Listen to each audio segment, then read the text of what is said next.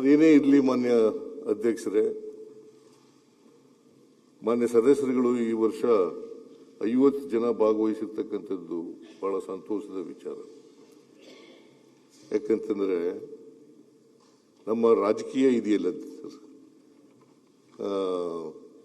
ರಾಜ್ಯದ ರಾಜಕೀಯ ಅಥವಾ ದೇಶದ ರಾಜಕೀಯ, ಆರ್ಥಿಕತೆ ಇಲ್ಲದೇನೆ ಇರ್ಲಿಕ್ಕೆ ಸಾಧ್ಯನೇ ಇಲ್ಲ. ರಾಜ್ಯದ ದೇಶದ ಆರ್ಥಿಕತೆ ಬಗ್ಗೆ ತಿಳ್ಕೊಳ್ತಕ್ಕಂಥ ಪ್ರಯತ್ನ ಮಾಡಿರ್ತಕ್ಕಂಥದ್ದು, ಭಾಗವಹಿಸಿರ್ತಕ್ಕಂಥದ್ದು,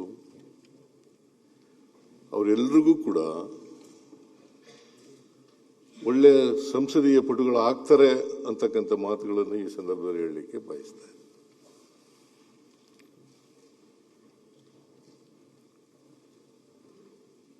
ಈಗ ಯಾರು ಎಷ್ಟೇ ಟೀಕೆ ಮಾಡಿದ್ರು ಕೂಡ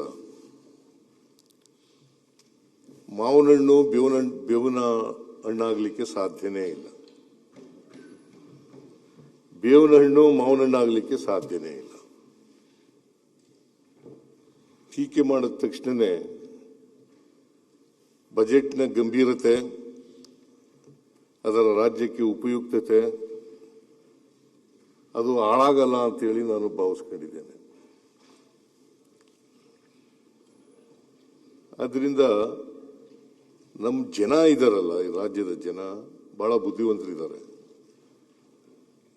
ಅವರು ಮಾವಿನ ಹಣ್ಣನ್ನ ಮಾವಿನ ಹಣ್ಣು ಅಂತಲೇ ಹೇಳ್ತಾರೆ, ಬೇವಿನ ಹಣ್ಣನ್ನ ಬೇವಿನ ಹಣ್ಣು ಅಂತಲೇ ಹೇಳ್ತಾರೆ ಹೊರತು ಬೇವಿನ ಹಣ್ಣನ್ನ ಮಾವಿನ ಹಣ್ಣು ಅಂತಲೂ ಹೇಳಲ್ಲ, ಮಾವಿನ ಹಣ್ಣನ್ನ ಬೇವಿನ ಹಣ್ಣು ಅಂತಲೂ ಹೇಳಕ್ಕಾಗಲ್ಲ. ಅಲ್ವೇನಪ್ಪ?